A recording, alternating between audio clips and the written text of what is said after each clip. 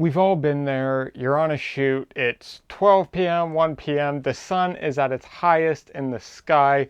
There is not a cloud to be seen, and you need to get the shot with all this harsh light coming down, and we have to make do. So what can you do to make sure you get a beautiful image out of that scenario?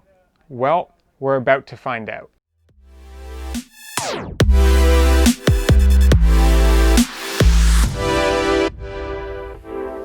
What is going on, everybody? If you're new around here, my name's Finn Badgley. I'm a commercial fashion and portrait photographer, and today I'm going to show you how you can make the most out of shooting in very harsh direct sunlight. There are quite a few ways to make this work for you, and probably the easiest one is simply look for the shade. Usually there's somewhere that you can go to where it's nice, even light. It's going to be nice and flattering, and everything will just be pretty even. This is especially helpful if you don't have lights or reflectors or anything on you, but if you do, you can also go to the shade and get more power out of those lights to create more of the look that you're looking for. Or if you have something like a reflector or a black card, you can kind of add some negative fill or add some different dimension to it to get a more dynamic image. Now, let's say you're in a big open field, there's no trees or shade anywhere, or the location that you're in, there's just no shade and the sun is pouring right down on your subject's face, creating those raccoon eyes, very unflattering light, and you don't know what you can do to fix it. This happened with me on a recent shoot that I was on, and here is how we dealt with it.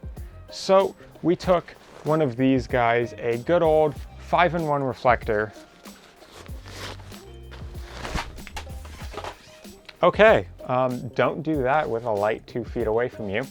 But now you see, usually you get them, you have the white side, silver side, black side, gold side, but sometimes you forget about arguably the most effective one, and that is this guy right here. If I hold this in front of the light that's lighting me right now, you can see it becomes a little more flattering and a little softer when I do that. So with that in mind, you can use this to block the sun and create a nice, even, flattering, soft light on your subject's face. It turns the light source, instead of this tiny little dot in the sky, to the size of, well, this thing. And when it's compared in size from the smaller than your thumb to the size of this thing right next to your subject's face, it becomes a lot larger of a light source and a lot more flattering. Now, it might not be as bright, but that is okay. You can either fill in with other lights, or it'll probably just work for the shot, and if anything, you can just bump the shadows up later. So you can see here what we did on this shoot where this became an issue for me. We backlit the model with the strobe. That was kind of the look we were going for that day. If you want to see more of this shoot, you can check up here. There's a whole behind the scenes video where I break down that whole shoot in and of itself.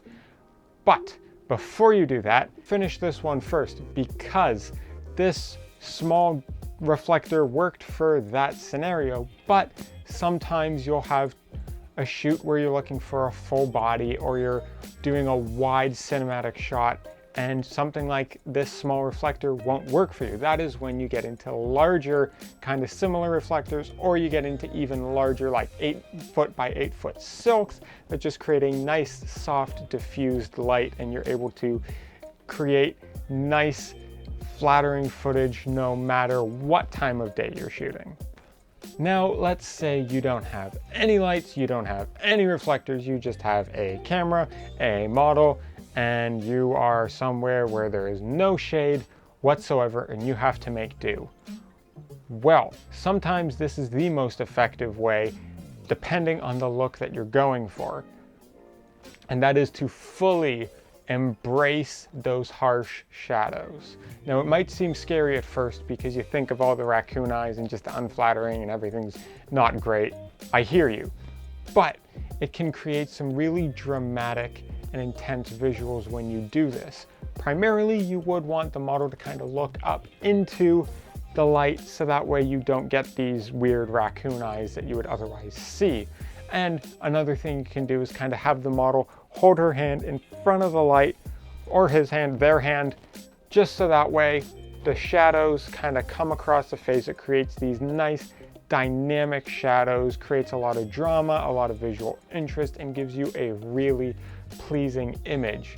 It's a more dramatic way to deal with this, but sometimes you want that drama and you want that kind of edge and punchiness out of your image, and that is how you get it. I know a lot of us can be very afraid of harsh sunlight, especially when we've been taught to be afraid of it. So you end up only shooting at sunrise or sunset, but sometimes you have to shoot during the day. And these are 3 very effective ways that you can do just that.